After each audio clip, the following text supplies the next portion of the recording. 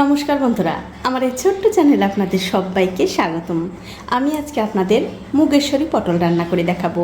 আশা করি এই রান্নাটা দেখার পর আপনাদের ভালো লাগবে। তো মুগেশ্বরী পটল রান্না করার জন্য দেখতে পাচ্ছেন এখানে আমি কিছু পটল অল্প অল্প করে খোসা রেখে কেটে নিয়েছি, আর তার সাথে নিয়েছি ছোট্ট এক বাটি মুগের ডাল। এখন আমাদের যা করতে হবে, এই যে আমি পটল একটু একটু করে খোসা ছাড়িয়ে কেটে নিয়েছি। এবারে একটা ছুরি দিয়ে এই পটলের গায়ে একটু কেটে দিতে হবে। এরকম করে যদি পটলের গাটা একটু চিড়ে নেওয়া যায় তাহলে পটলের মধ্যে মশলাটা ঢুকবে, খেতে ভালো লাগবে। দেখুন ঠিক এরকম করে, আর এই একই রকম করে কিন্তু আমি সবগুলো পটল চিড়ে নেব। তো এই দেখুন সবগুলো পটল কিন্তু আমার কাটা হয়ে গেছে। এখন এর মধ্যে দিয়ে দিচ্ছি স্বাদ মতো নুন আর একটু হলুদের গুঁড়ো। এবারে নুন আর হলুদের সঙ্গে এই পটলগুলো খুব ভালো করে মাখিয়ে নিতে হবে।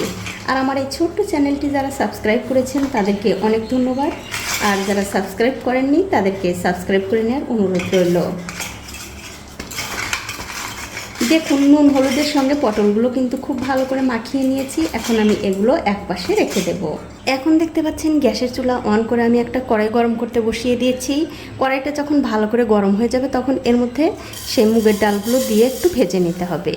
আর আমার এই রেসিপিটা যে সকল বন্ধুরা ফেসবুক থেকে দেখছেন তাদের কাছে আমার একটাই অনুরোধ, অবশ্যই আমার এই পেজটিকে ফলো করে দেবেন।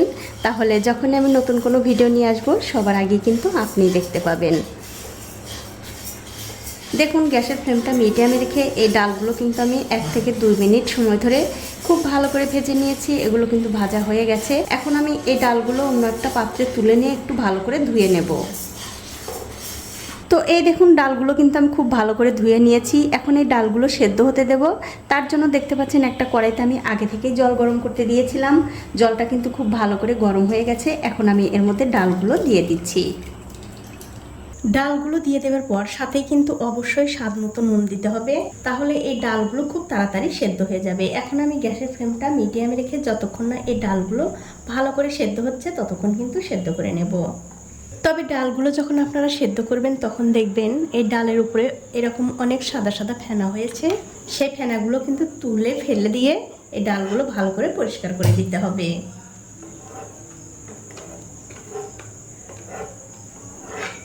দেখুন ডাল কিন্তু খুব ভালো করে পরিষ্কার করে দিলাম। এখন এর মধ্যে দিয়ে দিচ্ছি কয়টা চেরা কাঁচা লঙ্কা আর একটু হলুদের গুঁড়ো। এবারে হলুদের গুঁড়োটা এই ডালের সঙ্গে মিশিয়ে দিয়ে এই ডালটা আবারও খুব ভালো করে সেদ্ধ করে নিতে হবে। তো এই দেখুন প্রায় 10 মিনিট সময় ধরে এই ডাল কিন্তু আমি খুব ভালো করে সেদ্ধ করে নিয়েছি। তবে বন্ধুরা এই ডালগুলো কিন্তু সেদ্ধ করে একদম গলিয়ে ফেলা যাবে না, একটু এরকম কিন্তু গোটা গোটাই রাখতে হবে। এখন আমি এই ডালগুলো অন্য একটা পাত্রে ঢেলে দিচ্ছি। ডালগুলো অন্য একটা পাত্রে ঢেলে নেওয়ার পর ওই কড়াইতে দিয়ে দিচ্ছি 1/2 চামচ ঘি, আর দিয়ে দেবো একটু সাদা তেল। এবারে ঘি আর তেলটা খুব ভালো করে গরম করে নিয়ে এর মধ্যে কিছু কাজু আর কিশমিশ দিয়ে ভালো করে ভেজে নিতে হবে। তো এই দেখুন কাজু আর কিশমিশ কিন্তু আমি খুব ভালো করে ভেজে নিয়েছি। এখন আমি এগুলো তুলে নিচ্ছি। তুলে নেওয়ার পর ওই তেলের মধ্যে ভেজে নেব আমি পটল।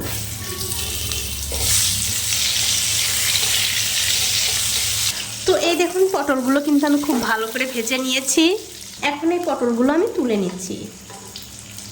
পটলগুলো তুলে নেবার পর ওই তেলের মধ্যেই ফোড়নের জন্য দিয়ে দিচ্ছি একটা তেজপাতা, শুকনো লঙ্কা, দারচিনি আর এলাচ, আর দিয়ে দেবো একটু গোটা জিরা। এবারে তেলের সঙ্গে এই ফোড়নগুলো একটু ভালো করে ভেজে নিতে হবে। যখন দেখবেন তেলের মধ্যে ফোড়নগুলো ভালো করে ভাজা হয়ে গেছে তখন এর মধ্যে দিয়ে দিতে হবে 1 চামচ আদা আর জিরা বাটা। এবারে আদা আর জিরাটাও এই তেলের সঙ্গে একটু ভালো করে ভেজে নিতে হবে। এবারে গ্যাসের ফ্লেমটা বাড়িয়ে দিয়ে যে ডালটা আমি সেদ্ধ করে রেখেছিলাম সেই ডালটা দিয়ে দিচ্ছি।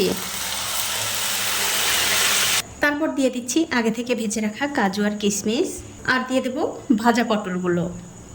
এবারে সব কিছু মিশিয়ে এই ডালটা আরও কিছুক্ষণ রান্না করে নিতে হবে। তো এই দেখুন একটা ঢাকা দিয়ে গ্যাসের ফ্লেমটা মিডিয়াম রেখে এই মুগেশ্বরী পটল আমি 4 থেকে 5 মিনিট খুব ভালো করে রান্না করে নিয়েছি। দেখতেই পাচ্ছেন ডাল কিন্তু হয়ে গেছে। এখন আমি এর মধ্যে দিয়ে দিচ্ছি 1/2 চামচ ঘি আর 1/2 চামচ চিনি। এবারে ঘি আর চিনিটা এই মুগেশ্বরী পটলের সঙ্গে খুব ভালো করে মিশিয়ে দিতে হবে। আপনারা একদিন হলেও বাড়িতে এই মুগেশ্বরী পটল রান্না করে খেয়ে আমাকে কমেন্ট করে জানাতে ভুলবেন না আপনাদের কেমন লাগলো। দেখুন ঘি আর চিনিটা কিন্তু খুব ভালো করে মিশিয়ে দিলাম। এখন আমি গ্যাসের ফ্লেমটা বন্ধ করে দিয়ে আপনাদের একটু পরিবেশন করেও দেখাচ্ছি কতটা সুন্দর হয়েছে। দেখুন আপনারা একদিন হলেও, আমার অনুরোধ থাকলো, একদিন হলেও বাড়িতে এভাবে মুগেশ্বরী পটল রান্না করে খেয়ে আমাকে অবশ্যই কিন্তু কমেন্ট করে জানাতে ভুলবেন না আপনাদের কেমন লাগলো। তো বন্ধুরা, আমার আজকের এই রেসিপিটা যদি আপনাদের চোখের ভালো লাগা থেকে মন পর্যন্ত পৌঁছে থাকে তাহলে অবশ্যই একটা লাইক, কমেন্ট আর শেয়ার করতে ভুলবেন না।